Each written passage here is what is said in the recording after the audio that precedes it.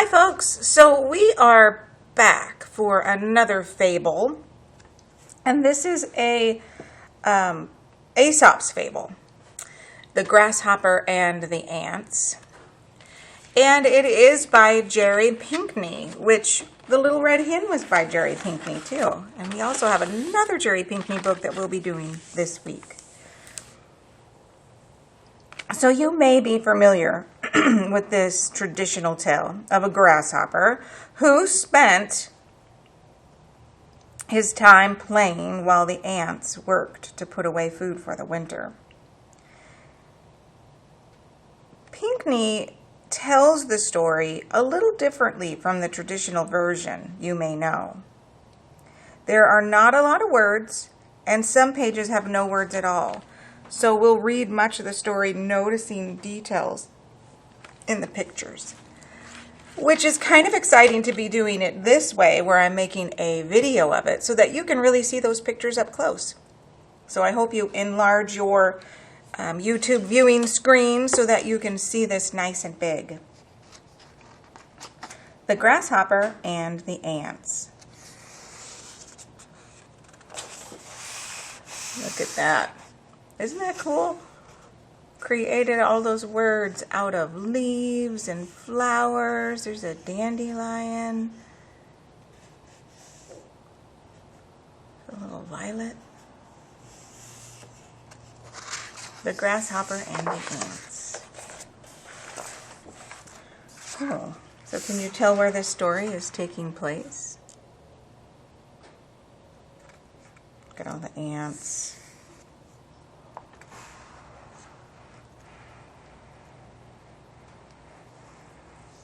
Look at all these different plants in here. Wish I knew the names of them all.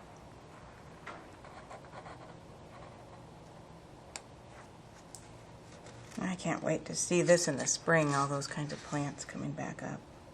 Looks like there's something that might be down in that trunk. And look at the little toadstools, little doors right there.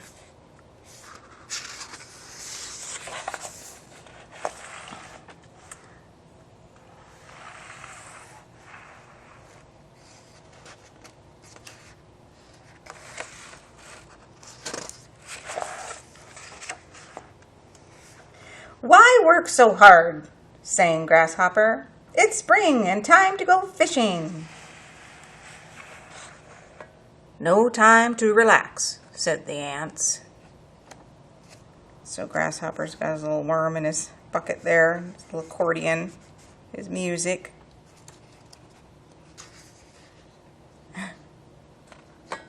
Little dragonfly up there. And there are the ants working away, finding foraging for food to store for the winter.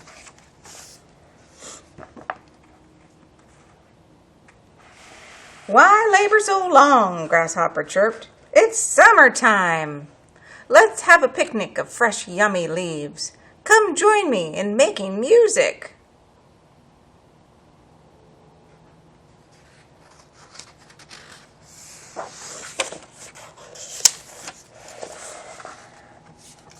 "No summer light to waste," replied the ants.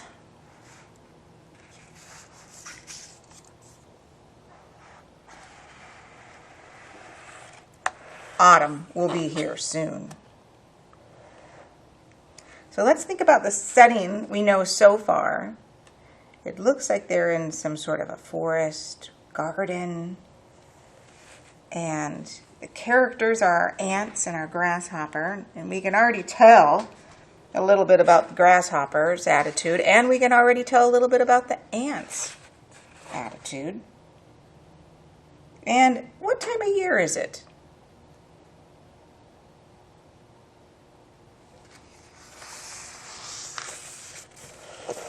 Oh, it seems as if the season might be changing now.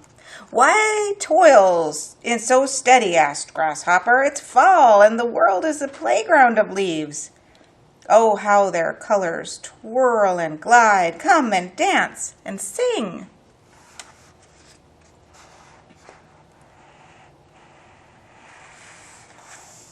There he is, trying to convince him.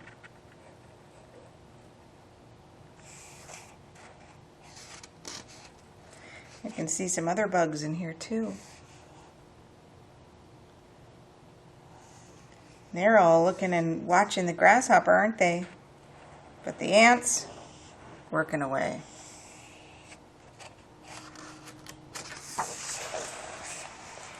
Look at this wonderful mountain of leaves. Come play.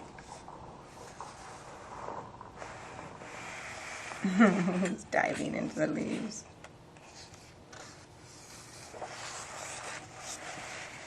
Oh, now it's changing again. You notice the differences? Got a lot less green, don't we? And oh, how I love the sparkle of first snow. Come see! Notice how the illustrator has these little faint musical notes coming out. So we know that there's music being played.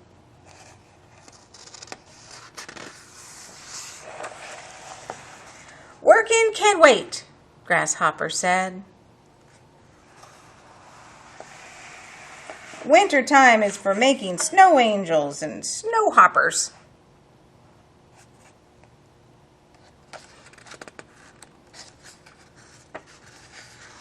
Oh, that's what he's doing in this picture. He's making a snow angel.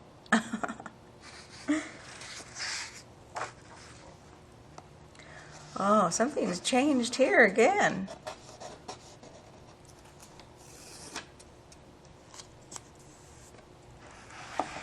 If only someone would join me, Grasshopper shivered. What do you think Grasshopper feels now? Maybe a little cold and lonely?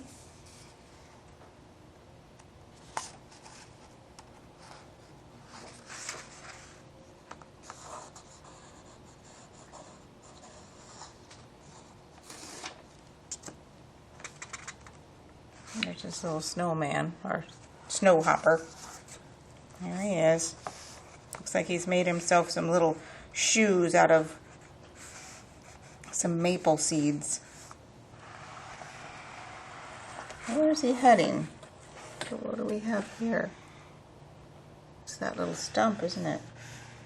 That we saw earlier.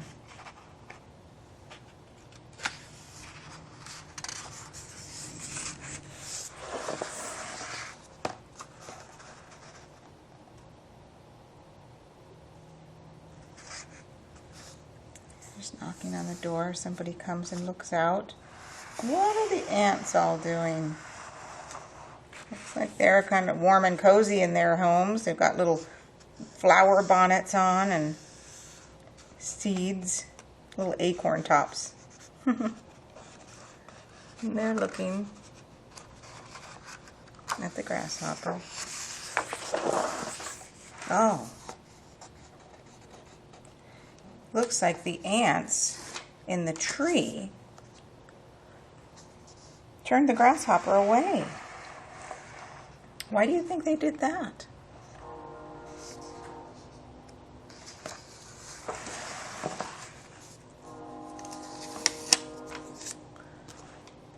There they are, busy working. Somebody is spinning some yarn. There's just little beds. They're all lined up in their beds. Somebody putting some wood in the stove. Oh, and we've got a little flap right here. Let's see what's under the flap.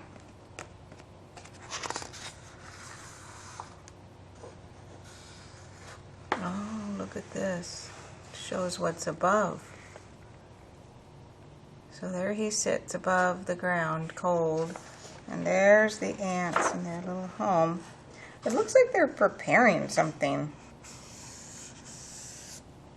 Oh, look at all these little guys eating their little meals.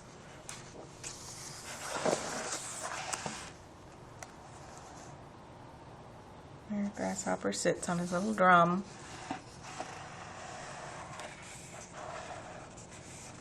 I wonder what this is. Little bit of color right there.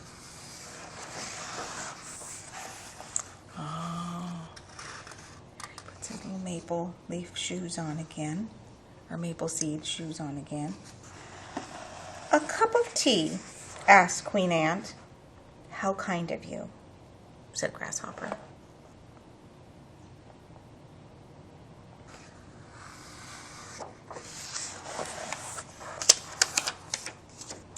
And look at what happens.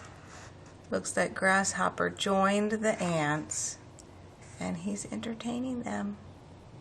And now they're celebrating together. Oh, even one of the ants is playing the banjo. What do you think of the ending? Were you surprised?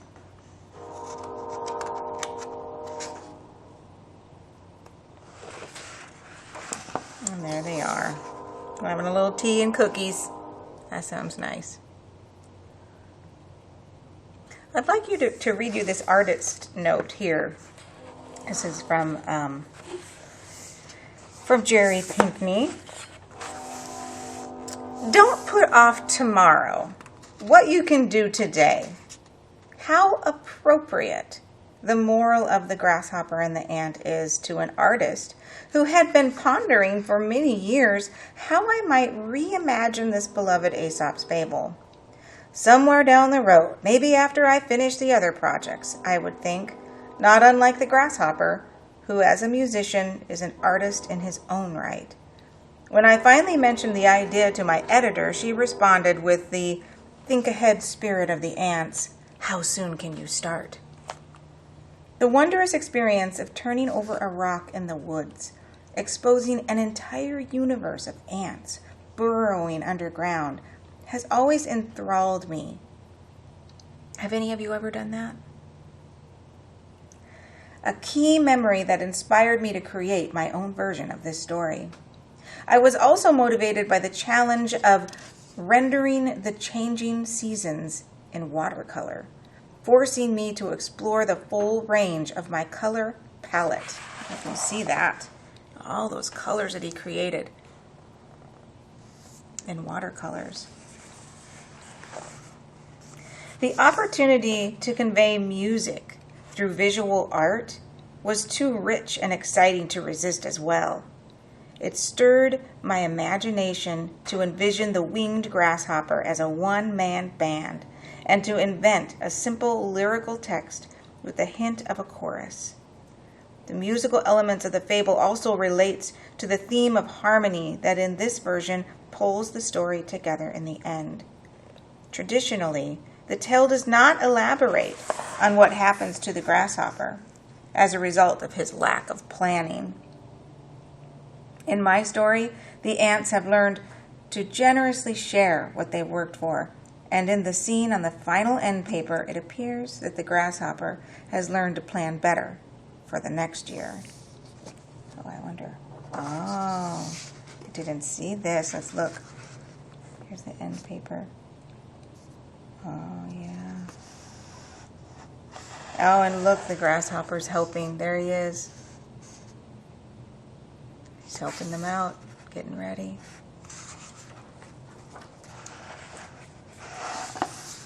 One of the biggest challenges of retelling this story visually is the fact that grasshoppers and ants are quite different in size. In order for the ants to be rendered believably with engaging facial expressions equal to the grasshoppers, I realized I could not be rigid in my representation of these creatures' relative proportions. As a point of interest, however, the harvester ant and the American grasshopper appear in the actual size below. Oh, I love this. This is actually how different they are in size. This is the grasshopper. He's 40 millimeters. So tinier than centimeters. It's those little tiny sections, increments in between the centimeters. And 6 millimeters is the ant. Look at that little guy. So you can see here, definitely not in proportion. But if you made the ant as tiny and in proportion, you wouldn't be able to see all of the details in the face and in the body that he's been able to include. As is true of many of my picture books, The Grasshopper and the Ant is an homage to nature and the awe I feel every time I enjoy the sights and the sounds of the woods surrounding my home. Appropriately, as I worked on this book, a family of ants invited themselves into my art studio, marching across my drawing table and serving as the perfect inspiration and models. To all my 2- and 6-legged friends. That's a great note. And there again is our end page. And now, instead of just the ants working, we see the grasshopper is helping them out. All right. Looking forward to hearing your response to this book. I'll see you later.